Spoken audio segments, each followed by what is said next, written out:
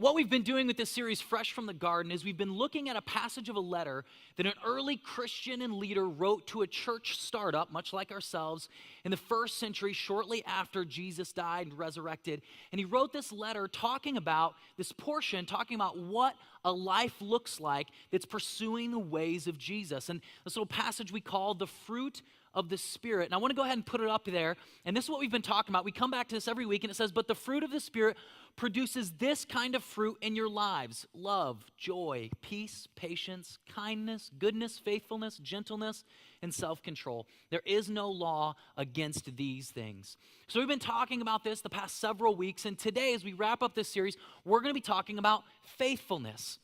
We're talking about this idea of faithfulness. Now, here's the deal. I know when we think about faithfulness, it's not a real flashy subject. Like, I don't say, like, we're going to talk about being faithful, and everyone's, yeah, like faithful. I get it. Like, it's not super flashy. It's not super fun. In fact, what faithfulness reminds me of, how many guys, did anybody play sports growing up? Anybody play football? I played football growing up, and this is probably in other sports, soccer and other sports. When we started off, and it was always in the summer, now granted, I'm from up north, so the summer up north isn't, well, I don't know, like the summer down here, also known as hell. It's hot down here. It wasn't quite that hot up there. But we would have 3-a-days. Anybody in any kind of sport, anything have 3 days or 2-a-days? And it's like multiple practices a day. They were awful, right? Like, you'd wake up, you'd go to practice, you'd practice for a while, you'd go home, you'd eat, and then you'd just like sit there in a comatose state, and then you'd go practice, and then you come home and you eat more food, and then you go back for more practice, and it's this really tough grind. And that's really kind of this snapshot of what faithfulness is like. It's just this consistency. It's this hard work that you got to put in, and nobody's like, I can't wait for 3-a-days. Oh man, I'm so excited. 2-a-days are going to be so awesome. No one says that. Like, nobody ever. What we want is we want the championship moment, right? Like, we want bringing home the trophy. We want that moment. What we don't want is we don't want the grind that it's going to take to get us there, right? Like, what we all want in life. Now, whether you like this or not, whether you're really excited about this outcome or absolutely devastated, what we want in our lives is we want this, right? How many of you guys were excited about LeBron and the Cavs? We've got a few. That's awesome. It's like splattered applause. Like, I saw one person was legitimately embarrassed to like kind of raise their hand. Like, how many guys wanted the Warriors to win? How many of you guys wanted Steph Curry? Yeah. See, I grew up in the 90s in Illinois, so I grew up like as a die-hard Bulls fan in the 90s and like the best era of Jordan. And I know there's been this ridiculous talk about LeBron being compared to Jordan. Can't even happen. Just stop. But I saw this great meme on Instagram, and it was Jordan and Pippen laughing, and they're like 73 and 9. How many of you guys saw this? 73 and 9 is great, but I don't know, 72 and 10 just has a better ring to it. Anybody see that? Anybody? Because we actually, I don't know, finished. Sorry, all you Warriors fans that are devastated. But in life, we want the championship moment, right? We want the success, and maybe it's not in sports. Maybe it's something else. In life, we want the family, the picture-perfect family. We want the perfect relationship. We want the perfect kids. We want the picture that hangs at Walmart that comes, like, that's our family. That's what we want, right? We don't want, like, the family strangling each other. Like, when you do family pictures and you're like, God, I hope we got one good picture out of this. Like, just one, I'd be happy. We want perfection. We want the championship. But what we don't want all the hard work, the faithfulness that it takes to get there. See, what we have to understand, though, is what the world tells us, and we don't really like to hear this, but success is actually fueled by faithfulness, right? Like, this is what we have come to know, that success is fueled by being faithful. The reason that the Cavs won is because they were faithful in practice. LeBron didn't help win that championship when he ran that whole court and got that block shot towards the end of the game. No, the reason he was able to do that is because of the wind sprints he ran faithfully and consistently in practice. But here's the thing. That championship didn't just happen that night. It wasn't just LeBron did one good thing, one right thing in one game, or any one of those players did the right thing in one game. They were faithful that day. They were faithful over time. It was consistently over time, continuing, and that's what fueled their success. I love what Joyce Meyer says. She says this, that faithfulness is not doing something right once, but doing something right over and over and over and over. That's what faithfulness is. It's not just doing the right thing and, okay, I was faithful. No, faithfulness is doing it right and doing it right and doing it right and doing it right. And that isn't quite as flashy. That isn't quite as appealing as of an outcome that we want to chase after. It's a lot more difficult. It takes a lot longer. No one applauds in practice. They applaud at the championship game. But what it's going to take to get there is a whole lot of faithfulness. I remember talking to a very accomplished author. She's written several bestsellers and has done a lot of great things. And she says it's interesting when she talks to young people and when she talks to aspiring authors is they all want the bestsellers. And they want to hear her story. And they assume that she was just born with this innate talent and she wrote one book and it went straight to the top. And we see that in athletes and we think, oh, they're just born with those talents, with those gifts. And I mean, talents can take us a ways, but they can't take us all the way.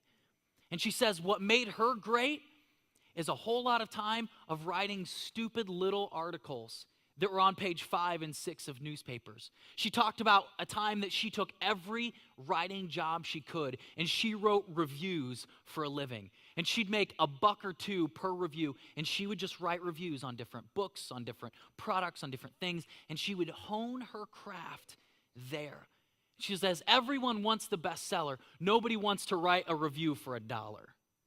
But because I was willing to be faithful, writing reviews for $1, I was eventually able to write bestsellers. She says it's so hard to convince people of that because they see the success and they say, oh, I want that, but they don't want to be faithful over time. I love this. I don't know if any of you have read the book by Malcolm Gladwell, Outliers, but he brings up this important point. He was studying and he found this research and he discovered this. This is kind of one of the main points of the book. He says an extraordinarily consistent answer in an incredible number of fields is that you need to have practiced, to have apprenticed for 10,000 hours before you get good. 10,000 hours. They've called it the 10,000 hour rule. You want to be great at something? Put in 10,000 hours of work and effort and practice and apprenticeship, and then you can get good. You want to do the math on that just real quick? If you practice, I believe it's 4 hours a day every single day, 365 days a year, that's almost 7 years until you can get good. You want to take a little time off? You want to just do 3 hours, maybe 5 days a week? Now we're talking about 13 years. See, the amount of effort, the amount of faithfulness that these people have put in is unbelievable. I mean, it's so much work, time after time, of no one applauding, of no one being there, of getting up when other people don't see it, investing into your family when nobody says thank you, working at work with no one's going to see, no one's going to know, but it's the right thing and you choose to be faithful in that moment. See, what happens most of the time is we tend to look at things real short term. And we think, man, if I could just get to that next place, if I could just get to that promotion, if this person could notice me, if my family could, if we could do this, go to this vacation and post this on Instagram. And, we think short term and we think short term success. And I think that's a little bit of a problem. I've heard this quote before and I love this. It says that many people overestimate what they can do over the short term and underestimate what God can accomplish with a life of service. We tend to think real short term. We kind of overestimate what we can do in the short term. And we think that we can arrive in the next couple years. Oh man, in 2 years, here's my 5-year plan. Here's what I want to be. Here's what I want to do. And we overestimate and we have kind of delusions of grandeur thinking, oh, I'm going to accomplish all these great things. And we're thinking real short term. And sometimes we get disappointed when life doesn't pan out that way. When those things don't happen like that, when we don't accomplish all of our dreams in this short period of time, but we underestimate what God can do if we're just faithful, if we're just consistent, if we just keep plodding through, if we keep continuing to be consistent. So what is faithfulness? What is this idea of, okay, what does it look like? What does it mean? Really, the simplest definition I could boil down faithfulness down to is this: is faithfulness is consistency over time. That's what it is. What does it mean to be faithful? It means to be consistent over time. Now, we've got to realize something, because you could look at this and go, wait, so that's all faithfulness is? Well, I could consistently sit down and watch TV over a lot of time, and that's faithful. And to an extent, that would be true. You're faithfully being lazy, like we could argue for that, sure. Like in one sense, you're pretty faithful, I guess. I faithfully don't work out. I faithfully eat poorly. I am on that track, pizza every night. Like, we can claim that as faithfulness because it's consistency over time. But I don't think that's exactly what Paul was talking about. And that's really not the point of what we're talking about today. It's faithfully, consistently over time making right choices. Continuing to make those right choices. And we might look at this and we go, okay, and all of these fruit of the Spirit that Paul talks about here, like, why these things? Like, why faithfulness? Why would God want us to be faithful? Why is that so important? Why is that something that we want to focus on and try to apply to our lives? And why do we want that? And to one point, we might be able to say, oh, so that we could have the success. But I don't think that's the biggest reason. I think one reason, and this is very important for us to grasp across the board, for us here at Icon Church, this is a huge part of what we believe. But one reason why I think we need to pursue faithfulness is because that's what God is like.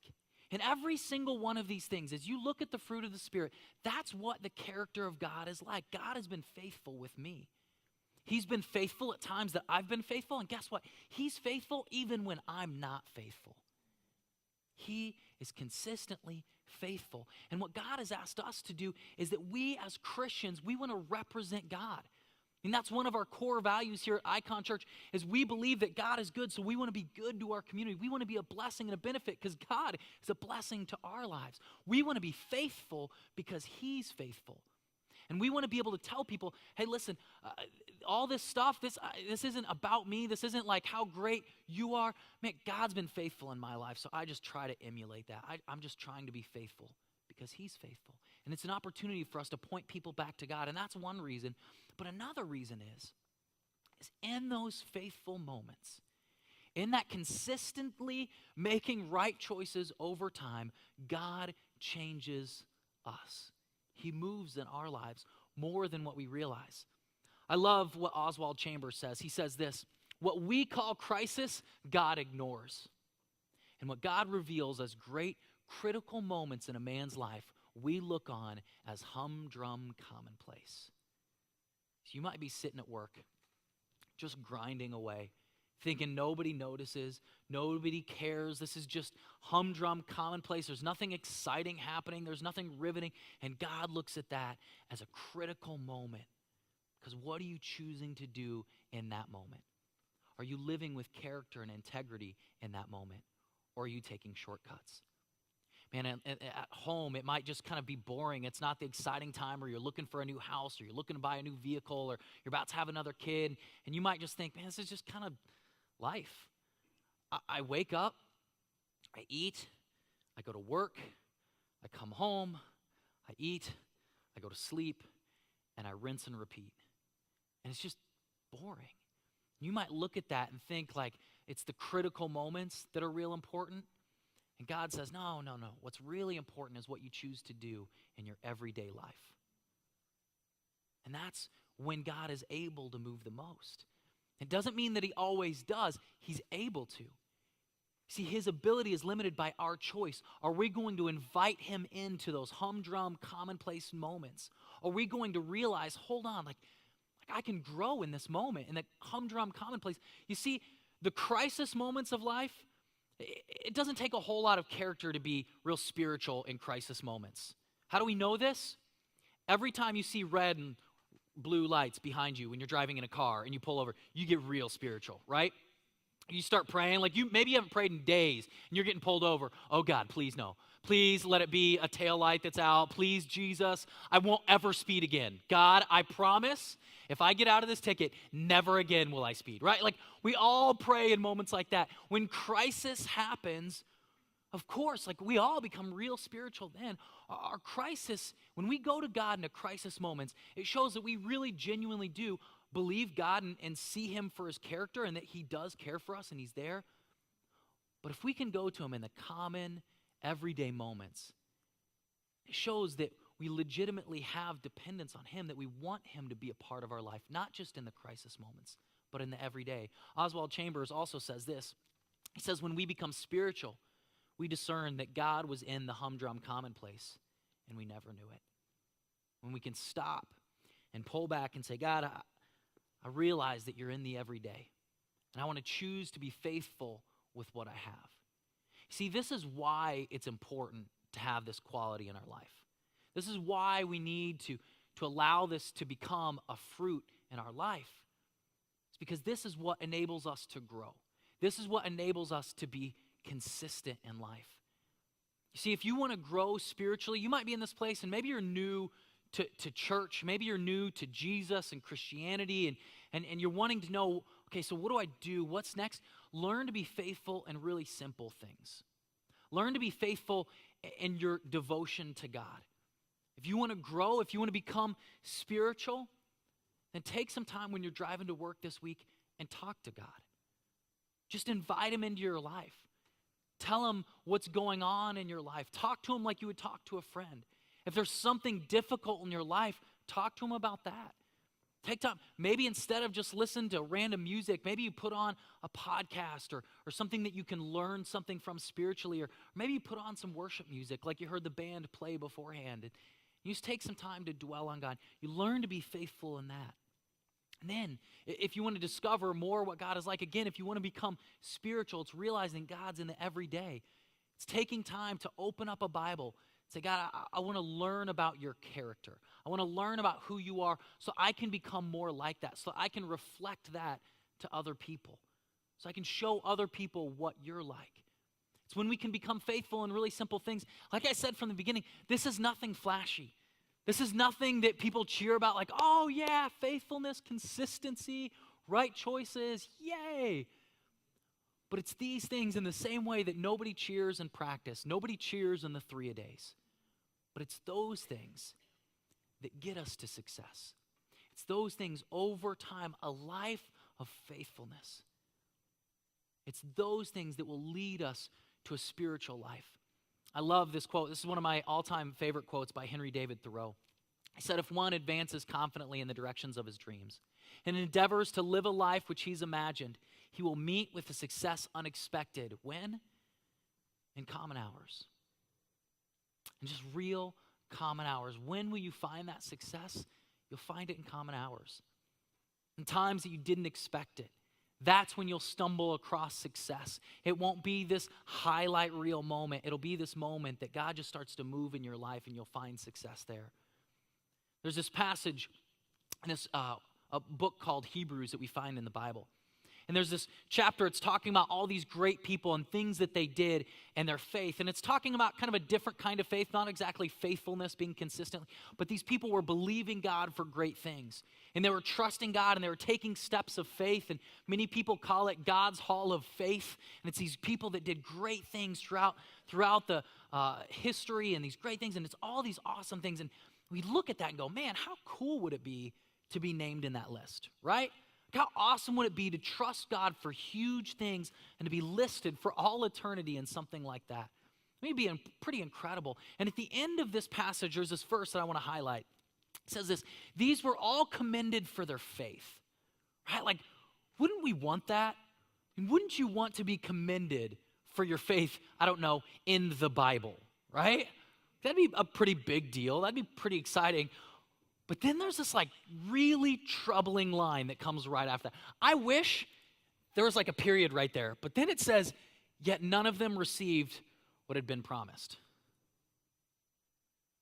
So all these people were faithful, and they actually didn't get to see the things that they were being faithful about. See, this is where the Bible kind of challenges us. Because we're able to look at maybe stories about the Cavs or different success stories of people who write these articles and, finally one day they get noticed and they get a New York Times bestseller. And we're able to hold on to faithfulness because of like that promise, right? Like, okay, I can be consistent at work and work really hard and be really faithful because I'm going to get that promotion one day. And it's almost like this deal we make with God. God, I'll be faithful if you do this for me. God, I'll be faithful as long as my family doesn't follow you. So you need to change them, get them, God, right? And it's like, I'll be faithful if you'll do this. And then in the passage, it talks about people with great faith. There's not a period there. It says they were still faithful and they never received the thing that they'd been promised. Can I ask you a hard question? Will you be faithful even if you never get the recognition? Will you be faithful if that person never does change? Will you be faithful at work if you never get noticed or promoted? Or are you believing what the world tells you and that's what's motivating you? Because again, what does the world say? The world says that faithfulness fuels success. So I'm willing to allow this to be fuel in my life so that I can have success. But the Bible flips it. And this is the big point of today, is that God tells us that faithfulness is success. What is success in the Christian life? Faithfulness. Has nothing to do with success and fueling us to the next big thing and we can accomplish this or accomplish that. But at the end of the day, it's just faithfulness. It's just consistency. It's my goal in life.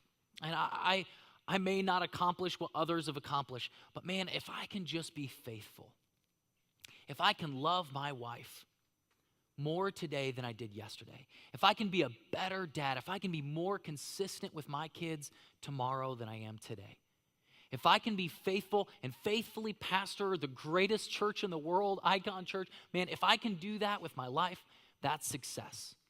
I don't care what else happens. If that can be our goal, if we can get to the point where we don't go, oh, I'll be faithful if I can get there.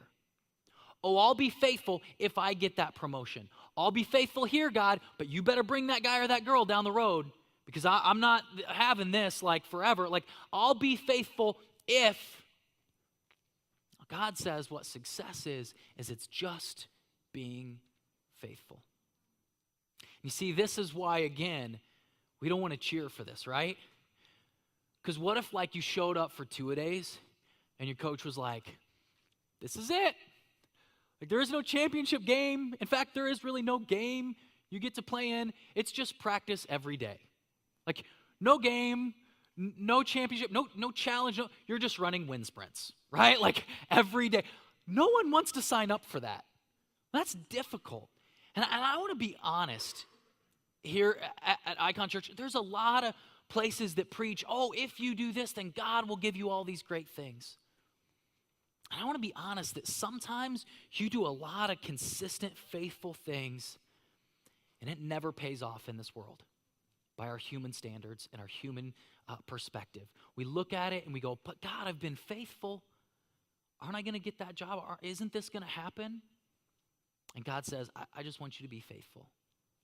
I mean, we can look at the early disciples. That guy, Paul, who wrote, the fruit of the Spirit, that wrote this letter. You know how it paid off for him? Yeah, he was beheaded. Like, he didn't get some championship trophy that he got to hold up. In this world, it didn't look great. And I want to be honest that faithfulness sometimes is just a grind, and you're not going to see the payoff. Will you still be faithful then? Don't believe the lies of this world that it's just fuel for success. Man, that is success. I want to end with an incredible quote by someone who's achieved that kind of pretty amazing worldwide fame and recognition, and someone who's, you would know her in almost any country you go to, you say her name, and I want you to see what she prayed for, and it's Mother Teresa. She said, I don't pray for success, I ask for faithfulness. I just ask to be faithful. I'll never forget, I had the opportunity of a lifetime on a missions trip to India.